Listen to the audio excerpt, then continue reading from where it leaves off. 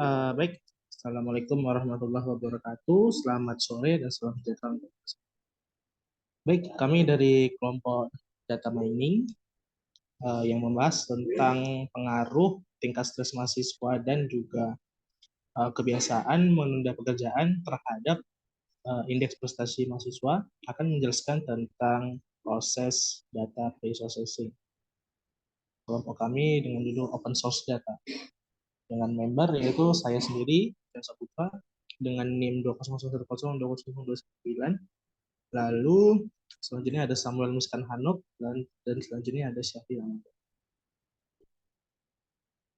Baik, selanjutnya yang pertama ada teknik dan metode. Kami akan menjelaskan tentang apa saja teknik yang digunakan dalam data. Lalu yang kedua ada data processing, yaitu penjelasan dan penjabaran dari data processing. Lalu selanjutnya ada implementasi, yaitu implementasi ke dalam studi kasus. Baik, yang pertama ada teknik dan metode dari data mining. Yang pertama ada classification. Classification adalah metode yang paling umum pada data mining. Persoalan bisnis seperti churn analysis dan risk management biasanya melibatkan metode classification. Dan juga classification adalah tindakan untuk memberikan kelompok pada setiap keadaan. Setiap keadaan berisi sekelompok atribut. Salah satunya adalah kelas atribut. Metode ini butuh untuk menemukan sebuah model yang dapat menjelaskan kelas atribut itu sebagai fungsi dari input atribut. Selanjutnya ada clustering. Clustering juga disebut sebagai segmentation. Metode ini digunakan untuk mengidentifikasi kelompok alami dari sebuah kasus yang didasarkan pada sebuah kelompok atribut. Mengelompokkan data yang memiliki kemiripan atribut. Clustering adalah metode data mining yang unsupervised karena tidak ada satu atribut pun yang digunakan untuk memandu proses pembelajaran. Jadi, seluruh atribut input diberlakukan sama. Kebanyakan algoritma clustering membangun sebuah model melalui serangkaian pengulangan dan berhenti ketika model tersebut memusat atau berkumpul, atau batasan dari segmentasi ini telah stabil. Selanjutnya ada association. Association juga disebut sebagai market basket analysis. Sebuah problem bisnis yang khas adalah menganalisa tabel transaksi penjualan yang mengidentifikasi produk-produk yang seringkali beli bersamaan oleh customer. Misalnya, apabila ada orang yang membeli sambal, biasanya juga dia akan membeli kecap. Kesamaan yang ada dari data pembelian digunakan untuk mengidentifikasi kelompok kesamaan dari produk dan kebiasaan apa yang terjadi guna kepentingan cross-selling. Dalam istilah association, setiap item dipertimbangkan sebagai informasi. Metode association memiliki dua tujuan, yaitu untuk mencari produk apa yang biasa terjual bersamaan, dan juga untuk mencari tahu apa aturan yang menyebabkan kesamaan tersebut. Lalu selanjutnya ada regression. Metode regression mirip dengan metode classification. Yang membedakannya adalah metode regression tidak bisa mencari pola yang dijabarkan sebagai kelas atau kelas. Metode regression bertujuan untuk mencari pola dan menentukan sebuah nilai numerik. Sebuah teknik linear line fitting sederhana adalah sebuah contoh dari regression, di mana hasilnya adalah sebuah fungsi untuk menentukan hasil yang berdasarkan nilai dari input. Bentuk yang lebih canggih dari regression sudah mendukung input berupa kategori, jadi tidak hanya input berupa numerik. Teknik yang paling populer yang digunakan untuk regression adalah linear regression dan logistic regression. Teknik lain yang digunakan oleh SQL Server Data Mining adalah regression trees, yang dimana ini merupakan bagian dari algoritma Microsoft Decision Trees dan Neural Network. Regression digunakan untuk memecahkan banyak problem bisnis. Contohnya untuk memperkirakan metode distribusi, kapasitas distribusi, musim, dan untuk memperkirakan kecepatan angin berdasarkan temperatur, tekanan udara, dan kelembapan. Baik, selanjutnya forecasting akan dijelaskan oleh teman saya Samuel Miskan Hanok. Kepada Samuel dipersilakan. Baik, untuk selanjutnya kita masuk ke materi forecasting.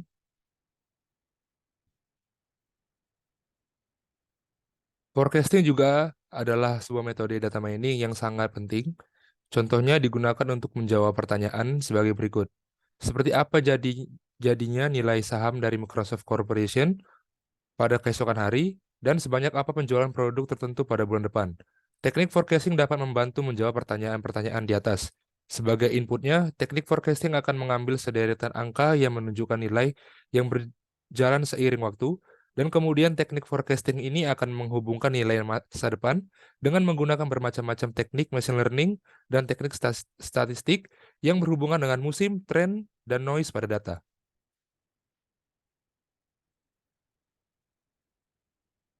Kemudian masuk ke dalam regression. Klasifikasi data mining berikutnya merupakan adalah regression, bertujuan untuk mencari pola nilai numerik yang alih-alih kelasnya. Hasil dari teknik ini adalah sebuah fungsi sebagai penentu yang didasarkan pada nilai dari input.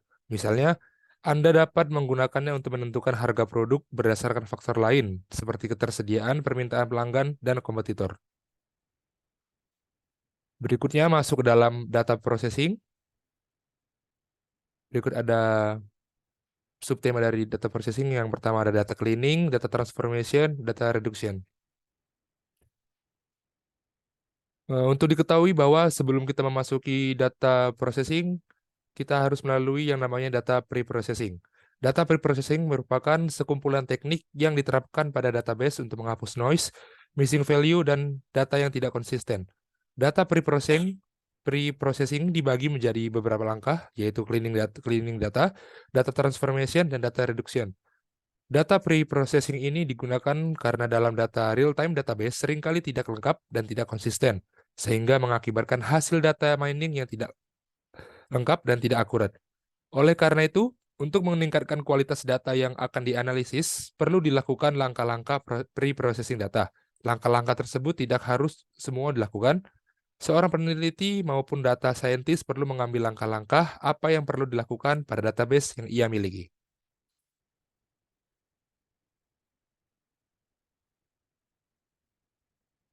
Pertama, data cleaning. Data yang baru saja dikumpulkan kemungkinan besar memiliki banyak bagian yang tidak relevan, bahkan ada bagian yang hilang.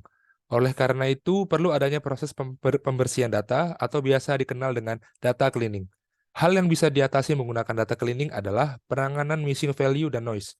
Missing value merupakan kondisi di mana adanya data yang hilang atau tidak lengkap di dalam sebuah database. Cara untuk mengatasi missing value adalah dengan mengabaikan tuple dan mengisi masing-masing value tersebut. Pengabaian tuple cocok digunakan jika dataset yang digunakan cukup besar dan ada beberapa missing value dalam sebuah tuple. Pengisian missing value dapat dilakukan dengan beberapa cara, seperti mengisi manual missing value tersebut dengan min atau nilai lain sesuai dengan jenis data. Noise merupakan data yang tidak berguna dan yang tidak diinterpretasikan oleh tools. Noise ini muncul karena pengumpulan data yang salah, entry data yang kurang tepat, dan lain sebagainya. Kemudian data transformation. Data transformation digunakan untuk mengubah data dalam bentuk yang sesuai dalam proses data mining. Beberapa teknik untuk data transformation adalah normalization, pemilihan atribut, dan discretization.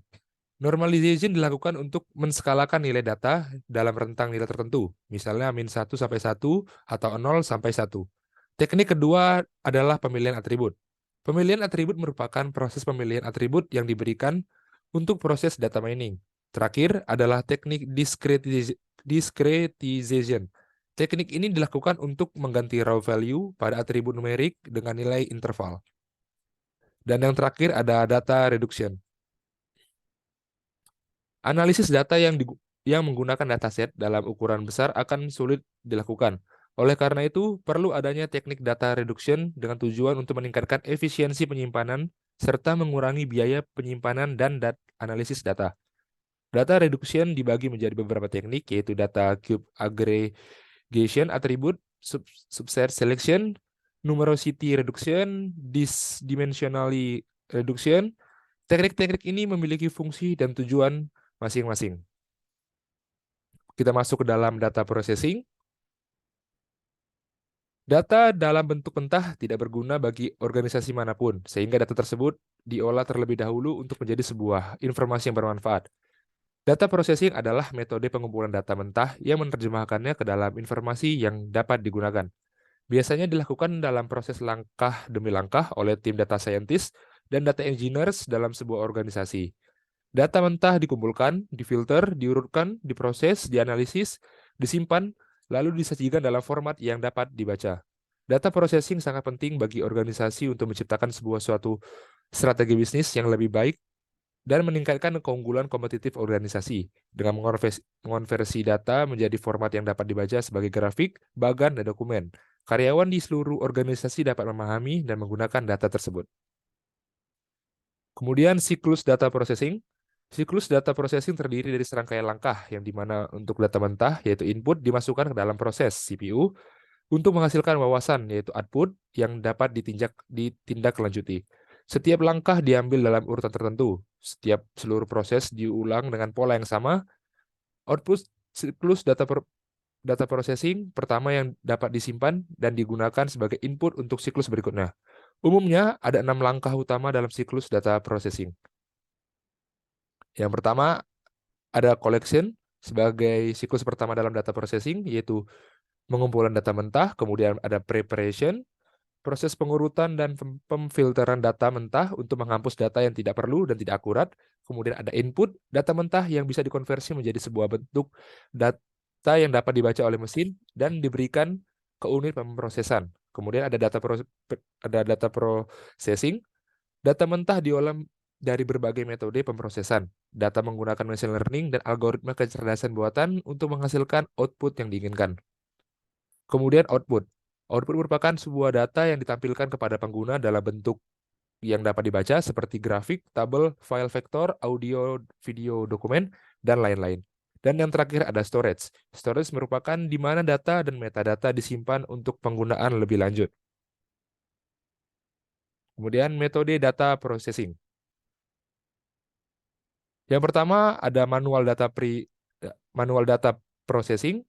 Dalam metode pemrosesan data ini, data diproses secara manual. Seluruh proses pengumpulan data, pemfilteran, penyortiran, penghitungan, dan operasi logis lainnya dilakukan dengan intervensi manusia tanpa menggunakan perangkat elektronik atau menggunakan perangkat lunak otomasi lainnya. Kemudian metode ini adalah metode berbiaya rendah dan membutuhkan sedikit atau tanpa alat, namun menghasilkan kesalahan tinggi, biaya, tenaga kerja yang tinggi, dan banyak waktu. Yang kedua ada mechanical data processing. Data diproses secara mekanis atau melalui penggunaan perangkat dan mesin. Metode ini dapat mencakup perangkat sederhana seperti kalkulator, mesin ketik, percetakan, dan lain-lain. Operasi pemrosesan data sederhana dapat dicapai dengan metode ini. Metode ini memiliki kesalahan yang jauh lebih rendah daripada pemrosesan data manual, yang di mana terjadinya peningkatan data telah membuat metode ini menjadi lebih kompleks dan sulit.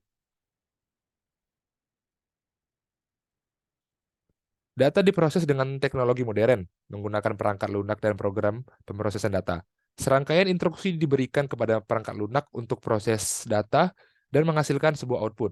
Metode ini adalah yang paling mahal, tetapi memberikan kecepatan pemrosesan yang tercepat dengan keandalan dan akurasi output yang paling tinggi. Kemudian selanjutnya ada implementasi studi kasus yang akan dijelaskan oleh rekan saya. Baik, selanjutnya adalah implementasi pada studi kasus.